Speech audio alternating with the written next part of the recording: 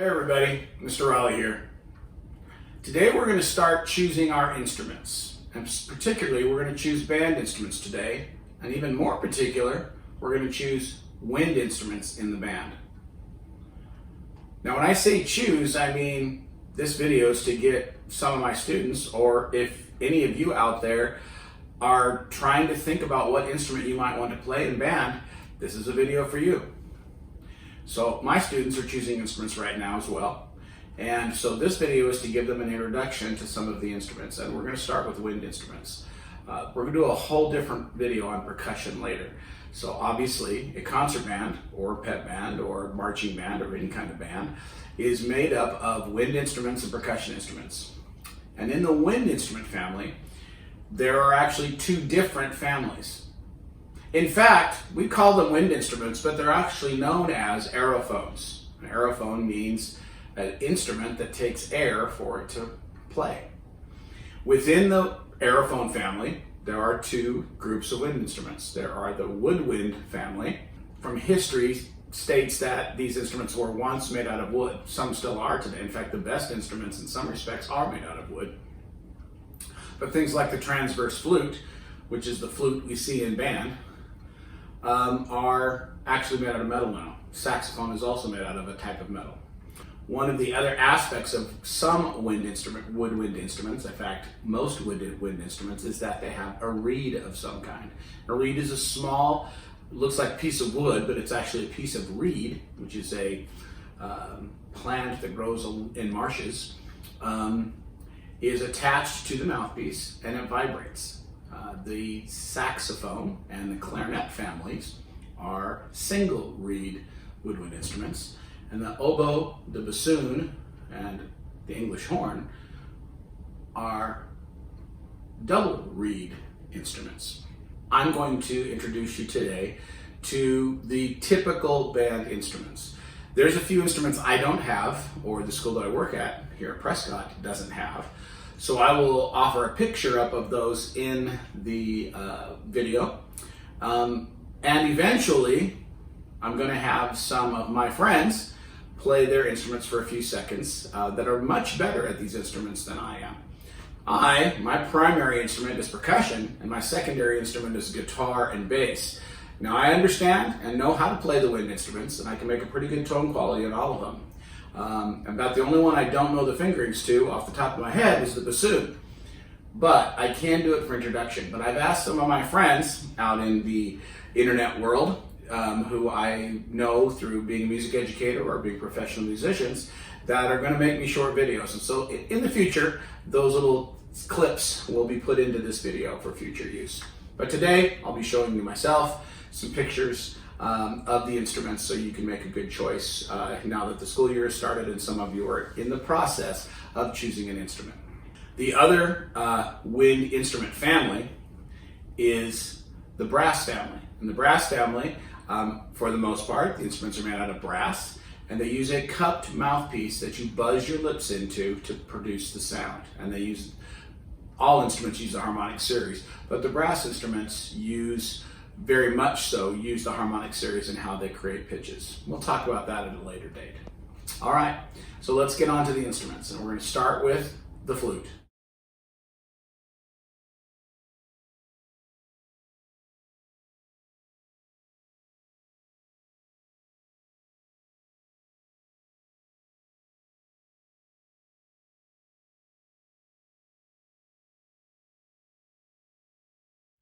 This instrument is known as the flute.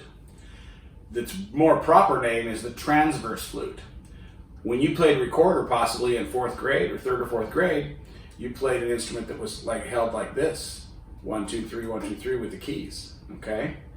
Just like the recorder. The fingers are the same, but we put the flute like this so we can blow across the top of the mouthpiece, kind of like you blow across a pop bottle to make the sound.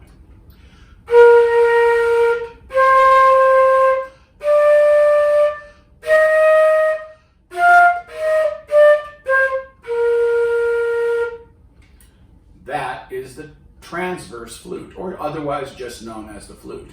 Now, it has a little baby brother. It's about that long, It's called the piccolo, and many flute players also learn how to play the piccolo. In a concert band, I usually only have one piccolo, sometimes two in a marching band or pep band, but normally just one in a family of other flute players. This, again, is the flute.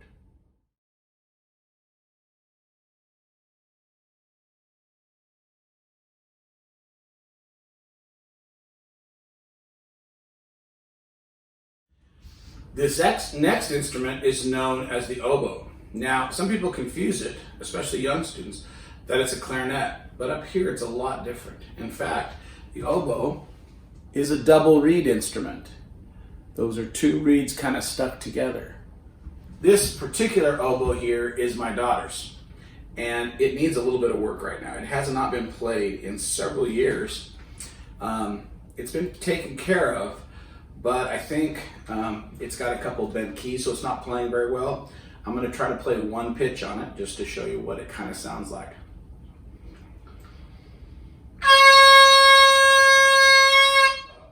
Some people refer to this as the instrument sounds like a snake charmer, or some people say it sounds like a duck. It's actually a very beautiful instrument. It's one of the ones I really love. It's the reason I helped my daughter choose this. So when I say help, I manipulated her. When she was a tiny baby, I used to play her Mozart oboe concertos and other concertos, so she would want to play it when she was older, and she did.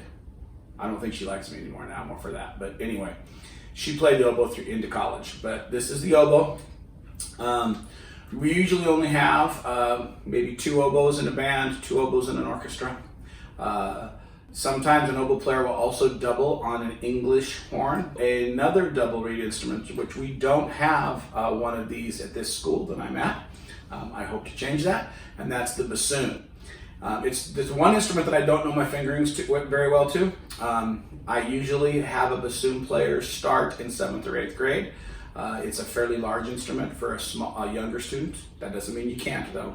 So that's the double reeds, the oboe, the English horn, and the bassoon.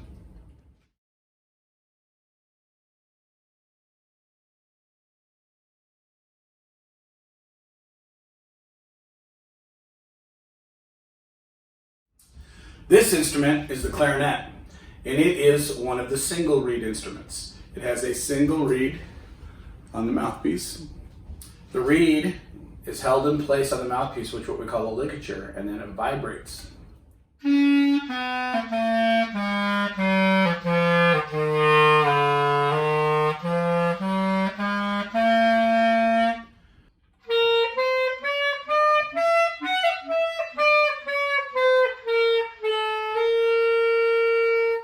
That is the clarinet. And the clarinet comes in many, many sizes. The bass clarinet is the next most common instrument we see in the band and orchestra. But there's a one between them. It's called the alto clarinet. And then there's two different other sizes of bass clarinets. There's a contralto, which is bigger than the bass clarinet, and then twice as big as the bass clarinet, the contrabass clarinet.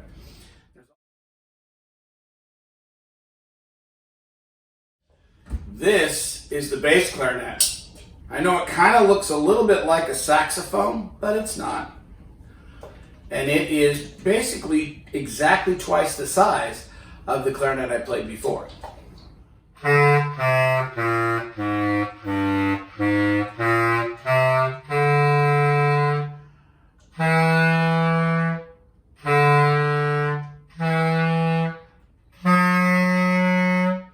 That's the bass clarinet.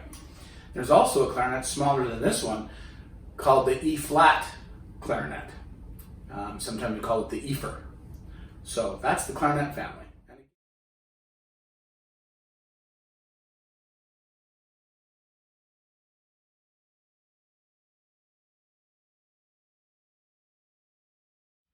The next family of woodwind instruments is a set of instruments you normally don't see in an orchestra, but you definitely see them in a band, and that is the saxophone family. Now, this is the second smallest saxophone. There's a smaller saxophone called the soprano saxophone. It looks a little bit like a clarinet sometimes, or most of the time. It's straight rather than bent, but they do have bent soprano saxophones too. This is called an alto saxophone. It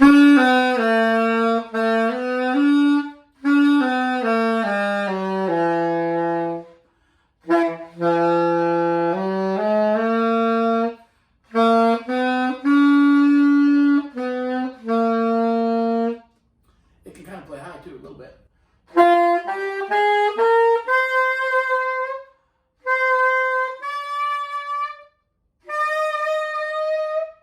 So that's the alto saxophone. Now we commonly see the alto saxophone, 2 to 3 of them in a band. And then we have 1 or 2 of the next saxophone called the tenor sax. It's a little bit bigger.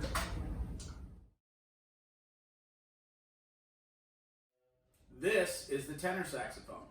Obviously it's a little bit bigger. And it can play lower.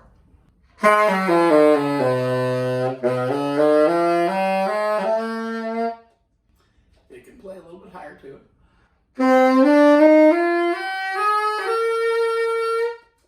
But it is the second largest. Well, actually, third largest. Because there's another really big saxophone we hardly ever see, and that's called the bass saxophone. This is the tenor saxophone, and there's one we normally see in both band and jazz band often, and that one's called the baritone sax. That one's next.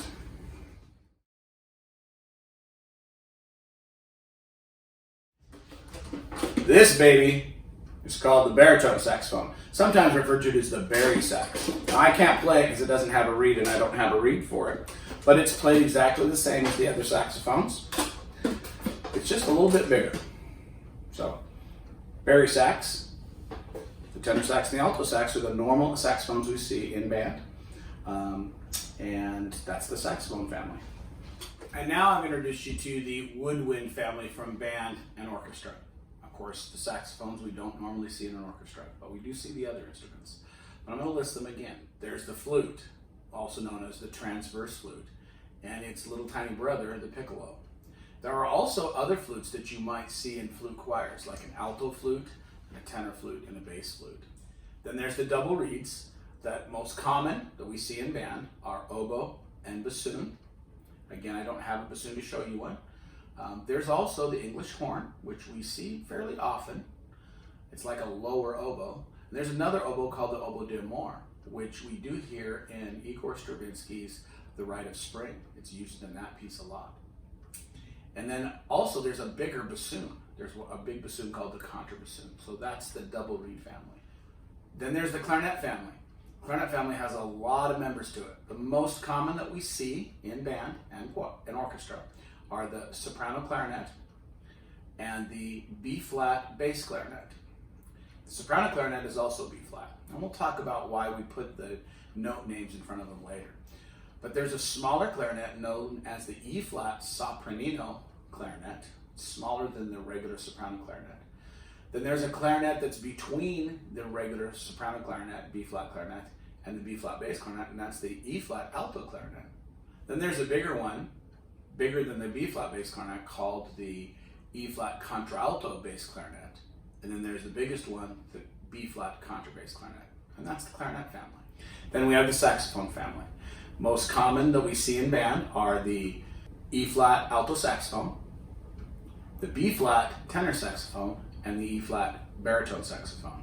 We also many times see the B-flat soprano saxophone. Sometimes it's straight, or most of the time it's straight and looks like a clarinet, but a gold clarinet or silver one. And then sometimes you have a bent one also, really tiny. And then finally there's a big B-flat bass saxophone, which we don't see very often. There's a couple of them out there in the world, but not too many. We don't see them much anymore. And that is the woodwind family. Next we'll move on to the brass family.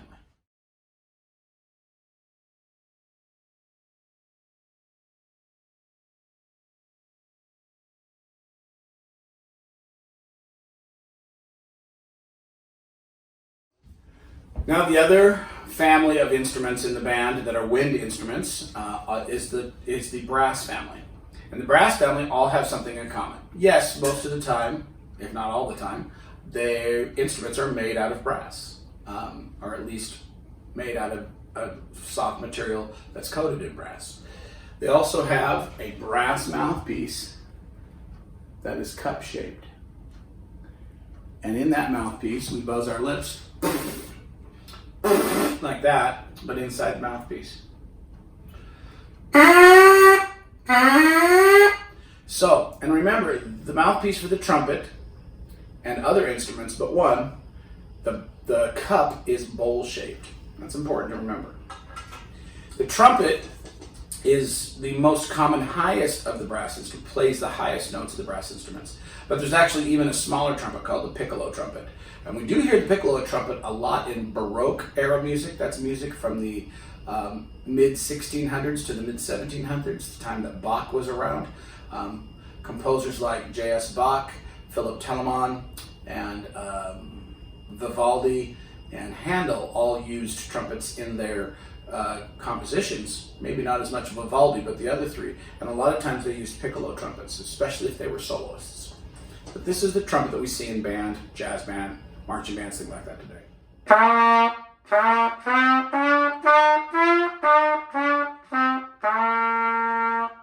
I'm not a great trumpet player, so I can't play really high, but there's some really good people that can play high. So if you want to research the trumpet player, go find them. There's some awesome players out there. This is the trumpet.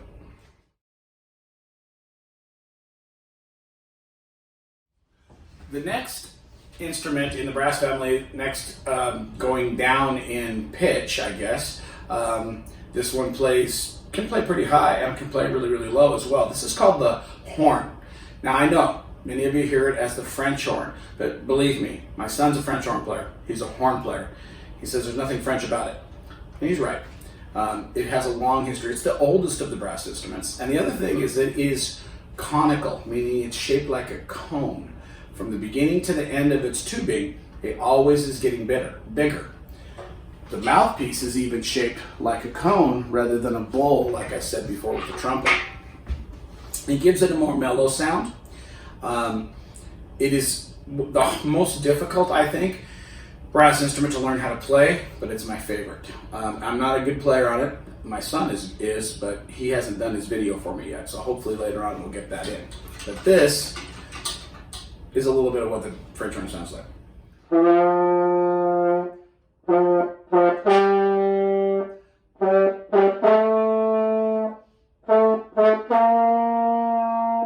That's a little bit on the French horn. Apologize for my terrible playing.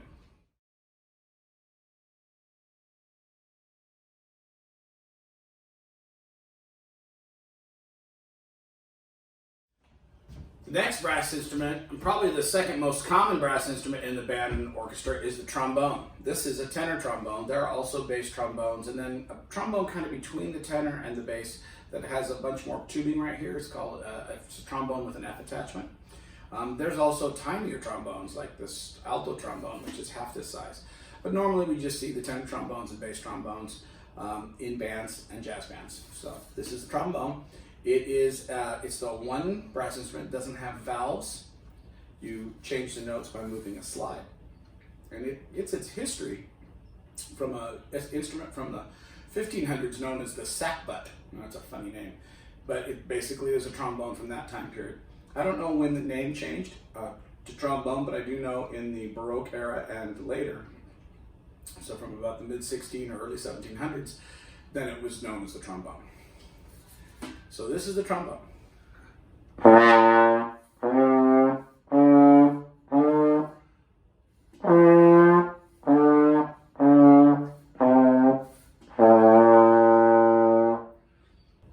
One of the things about brass instruments, I said earlier that they use the harmonic series. All instruments actually use the harmonic series, but brass instruments in particular have to use them. There are only 7 positions on the slide for the trombone. And there are really only 7 combinations of valves that we use on the other brass instruments. Now some instruments have an extra valve and things like that, which gives them more range and more opportunities to hit more notes. But really, a lot of the thing is the players have to hit different notes with the same position or same valve position. And in doing so, they're using the harmonic series. We sometimes refer to them as partials. So in learning a brass instrument, you need to learn these things. So in one position, I can play different pitches.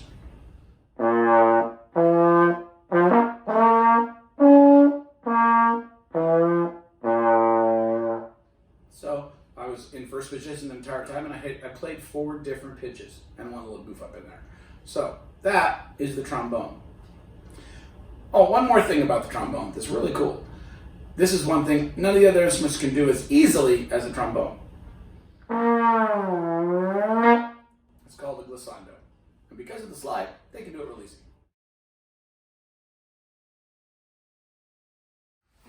For these last brass instruments, I need to sit to show them and play them because they're a little bit bigger. This is called euphonium. No, it's not a tuba. It's smaller than a tuba. It's part of the tuba family within the brass family. But this is called a euphonium. And it is basically the same instrument, a little bit different shape and where the keys are placed, and the bell is different than what we call the baritone horn. And that's the baritone horn. See where the keys are a little bit different place and the bell faces forward on the baritone horn. But they're basically the same instrument, play the same parts in band. I didn't say this with a French horn, but with a French horn, sometimes you will see French horn players play an instrument that looks like a trumpet but has a big bell on it called a mellophone. You'll see that in marching band and pep band sometimes. You'll see sometimes something similar to the baritone too, in that there'll be what we call a bell front horn, which looks like a big trumpet, huge trumpet on steroids, and that's called a marching baritone, and they use that sometimes for marching band and pep band. So same instrument, just different shape, plays the same range. The other thing about the euphonium and baritone is they play basically the same range as the trombone.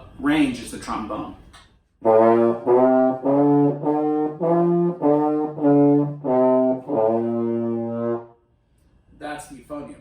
And like on the trombone, I can show you the partials or the harmonic series here.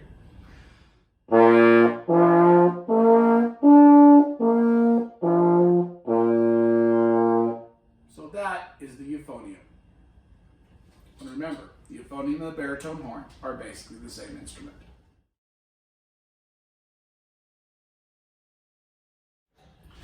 And now finally, the low instrument that plays the lowest in the brass family, and sometimes in a sense the lowest in the band.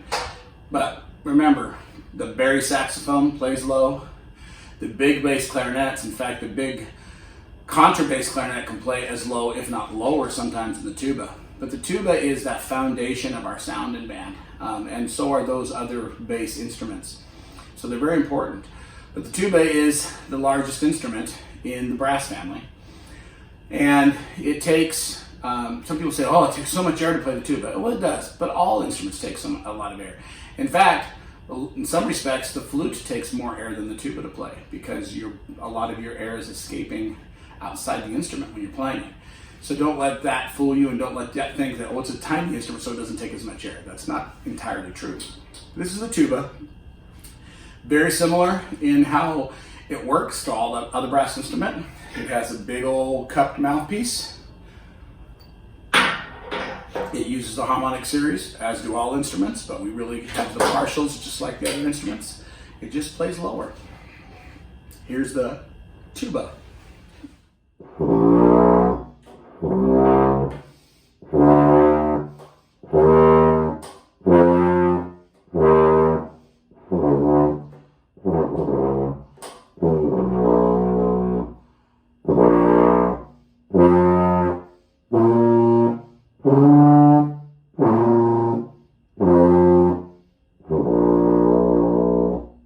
And that's the tuba and the brass family.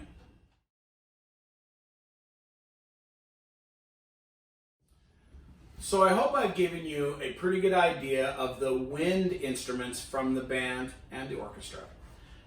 As you make your choices, I want you to think about not just the fact that you now kind of know what they sound like and what they look like, but what you might be interested in.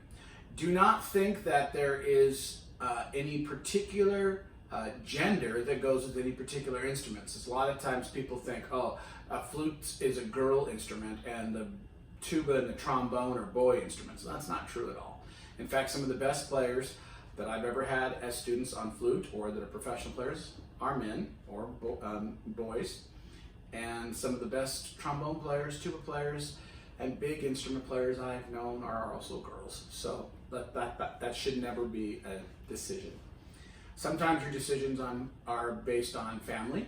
You have someone in your family that played. My granddaughter right now is a 6th grader, and she's starting on percussion because she wants to play the instrument her papa played, which is me.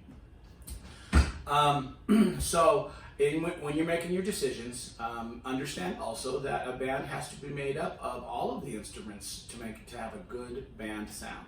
We call a band an ensemble. An ensemble means a group. And in order for the band to sound really good like a band, we need to have really good, what we call instrumentation. And that instrumentation needs to have a balance to it. Usually we have a few flute players, a few clarinet players, a couple of alto saxes, a couple of a tenor sax or two, and a baritone sax player. We have an oboe or two, a couple of bassoons. We have 3 or 4 trumpets, maybe 5 trumpets. We have 2 or 3 French horns, maybe 3 or 4 trombones, a euphonium or 2, and a tuba or 2. That makes up the wind instrument. Now, it's laid out a pretty big band, and the school I teach at is very small. But we'll have about 20 to 30 kids in band at some point. I think we have 20 now. So we want to have a good instrumentation across that. So as you're making your choices, make sure you understand that you're making a choice for your group, not just yourself. But playing an instrument is an individual thing, so choose what you want. Here in my school, as you students in my school right now are making your choices, and we're just starting to build this program, even if we don't have the instrument, we're going to make sure that we can get it for you, okay? So don't let that be a reason to not choose one. So out there in the whole big wide world of band and orchestra, when you're choosing an instrument, try it out first if you can. And if you can't, that's okay. Make sure, though, you directors out there give your students opportunities to try different instruments. Some body types or the way mouths are shaped and muscles in your mouth are, some kids are better at some things than others. I think we all should know that. I know that for some, early on, for instance, flute players, it takes a while to learn how to make a good proper tone. Just a tone, not even worrying about what your fingers are doing. Sometimes dealing with the reeds can be hard. With double reeds, they're pretty hard. But you can do it. Everybody can do it. With brass instruments, we want to make sure that we don't have a problem with how our mouths are shaped. Sometimes the way our lips are shaped or the way our teeth are shaped will sometimes cause some issues with brass instruments. But again, if you really want to play and you really want to play that instrument, you'll overcome any obstacles. So make your choices, make them well, and thanks.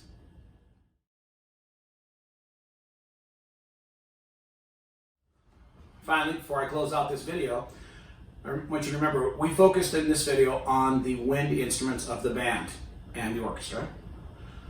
Yes, I know that percussion are part of the band. We're going to do a whole separate video on percussion.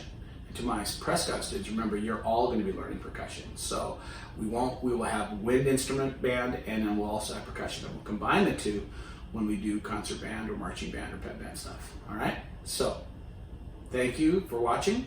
Hope you learned something, and I hope you choose your instruments well. Bye.